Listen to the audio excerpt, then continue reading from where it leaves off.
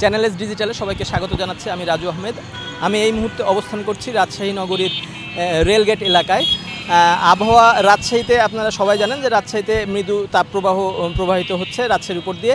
রাজশাহীতে আজকে বেলা 11টার সময় রাজশাহীর সর্বোচ্চ তাপমাত্রা রেকর্ড করা হয়েছে 37.7 ডিগ্রি সেলসিয়াস। এই গতকালকে দুপুর 3টায় এই তাপমাত্রা ছিল 40 এবং তার আগের দিন অর্থাৎ বৃহস্পতিবার এই তাপমাত্রা ছিল 38 ডিগ্রি সেলসিয়াস। রাজশাহীতে গত 7 দিন ধরে তাপমাত্রা চরম আকার ধারণ করেছে।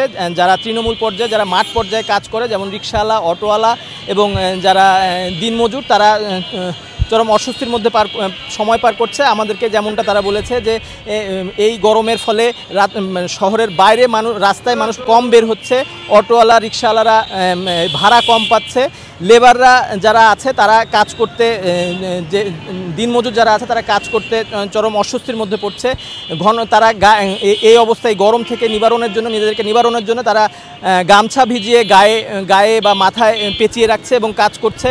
তো রাজশাহী আবহাওয়া অফিস আমাদেরকে যেমনটা বলছে যে এই আবহাওয়া, এই তাপমাত্রা কমার কোনো সম্ভাবনা নাই যতক্ষণ না পর্যন্ত রাজশাহীতে বৃষ্টি হবে।